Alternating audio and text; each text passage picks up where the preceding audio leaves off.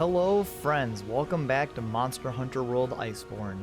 Last time, we took down a triple whammy set of monsters in Odogaron, Diablos, and Legiana. Also, that means we extracted our revenge on Legiana for how much of a pain in the butt it was when we fought Shrieking Legiana.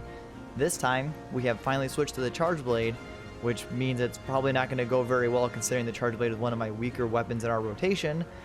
But I did switch around our armor a little bit, as you can no doubt tell, and I'm going to go over that really quick. So this was tough. This was really tough coming up with a build idea. So we changed, obviously we're using the Viper Toby Kadachi. Even though it's a raw weapon, I just had poison because poison does do good damage over time. And one of the monsters we're fighting today has a huge health pool, despite even being a master rank monster. Like, it's going to be a tank. So you can imagine who that is. I switched to the Tigrex helm because it gives us earplugs and a little bit of attack boost, not too much, kind of bad decal slots unfortunately. We still have our Clockwork Mail. I switched to the Legiana Van Braces because it had the best decal slots for what I wanted to try to go for. Airborne and Evade Window because we had too much Agitator, so this was kind of a good way to kind of minimize that. The Dodogama Coil by having 2 points in Artillery, and then our Brachydios Pants still already gives us our third and final skill in Artillery. I can't run Focus Level 3 because we cannot upgrade the Charm, and I couldn't really find anything that had 1 point of focus that I wanted to use, besides some Shrieking Legion armor, but I don't want to fight that monster, so I passed off on it. This build could technically be better, but that's what I went for. With decals combined, we actually are now completely immune to all kinds of roars, so we won't get roared anymore. Our Agitator has dropped below level 7 to level 4, and without Brachydios' armor, we can't even go to level 7 anymore. Attack boost level 3, couldn't get any higher. Health boost, standard. Crit eye is only level 3, but we're going more for artillery, so weakness exploit and crit eye aren't as important. And then just a lot of extra throwaway skills, like we got focus, which we need. Slugger, kind of throwaway, just extra. Stamina Thief was a dual deco. Airborne was part of our armor. Evade Window, I guess it helps. I already ate a meal, so let's just accept our quest. And the monster we're fighting today is, oh boy. Oh, whoops, I'm in low and high. I had to do a little bit of fighting, so that's why I was in there. We are fighting Begone Uragan. This infirmary is overflowing with researchers suffering from extreme vertigo. The cause? One of those blasted Uragan rolling about. Go out there and put the brakes on it spinning. Yeah, this is not going to be very fun. Uragan, I'll like literally look at this. It even says master rank changes. Even for a master rank monster, Uragan has an enormous health pool. So the poison is going to be great considering it's going to whittle his health down. But we're not running element, but if you were curious, he is very susceptible to the water element. After that is ice and dragon. So with water, with the AzurePKK glaive that we had been using, that's a great item. For ailment, ironically, he's very weak to stun, which our weapon can stun, and our KO jewel will help a little bit. And he is 3-star weak to poison, so poison should last on him a long time and do quite a bit of damage. So let's see how long this hunt will take. Let's go.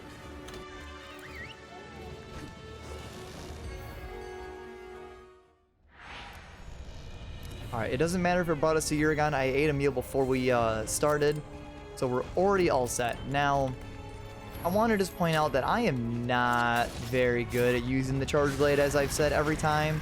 But now that we've gotten to Master Rank, I will admit to you that the only weapons I have ever used, and I mean ever,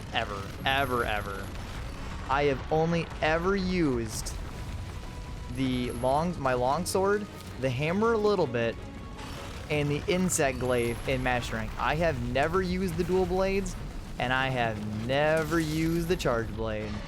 So how well will this go? Honestly, I don't expect this to go very well. But here's hoping. I'm going to still rely on my usual strats of using the SAED charges. Once we lose our Rocksteady Mantle, we're pretty much boned. We're kind of boned at that point. Let's at least knock him down.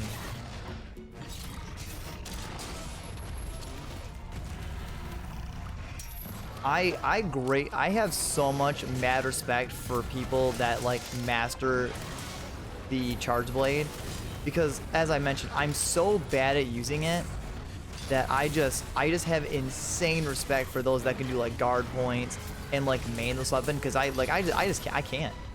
Also, why is Fulgurant? He's gonna just keep making cameos in every hunt that we do, isn't he? Luckily, artillery and everything else should keep our damage up pretty high.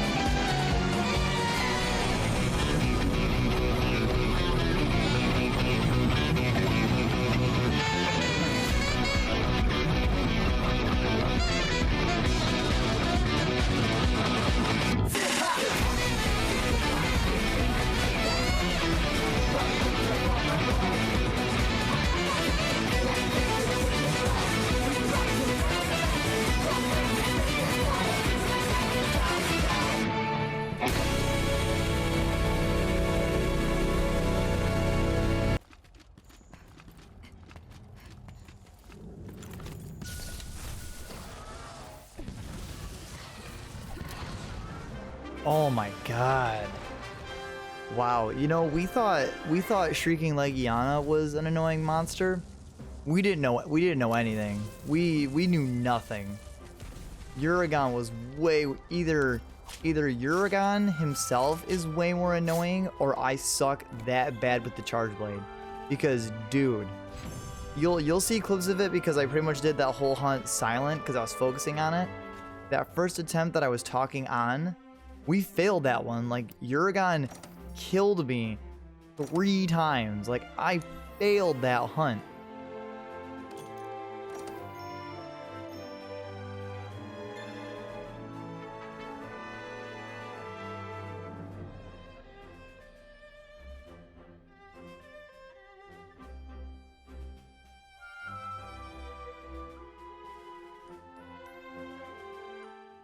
Our target's a Fulgur Anjanath, a new type of troublemaker. Man, I can't get over it. Like, that hunt was so annoying. Like, you'll see clips of it. Uragan would literally spin, like roll and be on fire, and then he would just keep going back and forth, like into a wall, into the wall, and then just stop, like, and keep rolling into it. Stop for a second, turn around, and just keep doing it. And it's like, what are you even doing? Like, what are you even doing, Uragan? Oh man, okay, well, as much as I would love to hunt another monster, we do have other things to take care of. For example, is it here? Yes. Treasure in the Steam. Deliver 2 hot spring stones. Dude, I got these sick drafts cooked up. I just, they need a few more tweaks. Yo, help me out with this quest and stuff, and you can get a special ticket. Pretty sweet, right? Yeah, we'll help you out. The best place you can go, I believe, is Camp 5. We have to look for these, obviously, hot spring stones, which, that kind of center area of Hoarfrost, where the springs are, that's where they are. But we can't just deliver it to the closest camp nearby. We have to go to a specific camp, because you can only climb up walls with it. So, for that reason, since this is just going to be a delivery, I'm actually going to swap out one of my decorations for the warming jewel. That way we don't even have to drink a hot drink, we're just protected from the cold.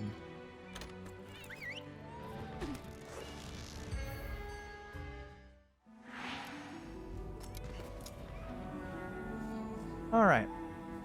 So now that we're here, we don't even need to waste our time with a hot drink.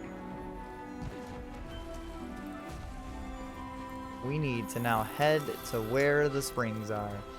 But yeah, I was honestly not expecting Uragon to be that annoying of a hunt. Like, I was like, I know Uragon kind of sucks. Like, I know he's not the best thing to fight. But, like, I didn't think he was going to be that crappy to do battle with. Like, good lord, man. That was an experience. Also, I had it wrong. It's actually up here. It's closer to Camp 12. I picked the wrong camp. My bad. This is actually a blessing in disguise because since we're doing a delivery, we want to make sure we kind of have our stamina as high as it'll go. There we go. But yeah, I'm gonna chalk that hunt up as a combination between Uragon being just straight up annoying and my lack of charge blade skill. Those were both contributing factors in what made that hunt the worst experience I've had in a while. Luckily, he's behind us, and I sure hope Uragon's armor is not anything good. And okay, so now we're in the hot spring. It should be around here somewhere. It should be.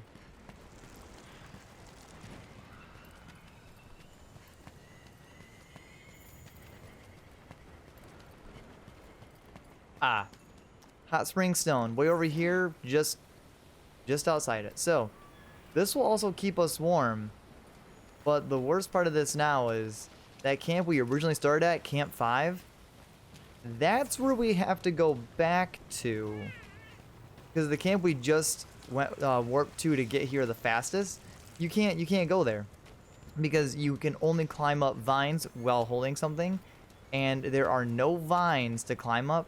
Yeah, there's like a ledge that you could crawl under, but you can't crawl under with this either. You can only climb up ledges. So we have to take this back the long way. And that's why you want those rations out of the item box. That way you can have your stamina as high as it'll go. Because you run out of stamina, you're going to have to do this journey all over again. And we got to hope that these wolves do not attack me. Now that we're in combat, our stamina is going to deplete a little bit slower, or faster. Not slower. God, it would be great if it depleted slower. And hopefully they don't really attack me. Hoping they de-aggro me, that way my stamina won't drop as quickly. But just keep an eye on your stamina the entire time. You don't want it to run out, because if it runs out, you'll drop the item. And there we go. Now we're back to full stamina. Now I can sprint once again. Now, you're also probably wondering why I haven't actually changed Milo's gadget yet to the Rotten Veil one. I will be doing that in the next episode, because I have to pad out these Charge Blade episodes somehow, because I don't want to go do a super mega important hunt with the Charge Blade long term, because if that Uragon hunt was anything as a eye-opening experience for me, is that I do not want to keep using the Charge Blade. Good news is that once we swap off the Charge Blade, we won't be back to it for quite a while, and by that I mean the end of the story. So this is going to be our last chance to really use the Charge Blade, thankfully. And yeah, this is how you deliver it. We had delivered 2. I'm not going to show you that long walk for the other one, so we didn't get as much done in this episode, and obviously the Uragon hunt was hella annoying. So I hope you guys will enjoy this episode, and once this hunt's over, I'm just going to end the episode there, and I'll just see you guys in the next one. So till then, take care.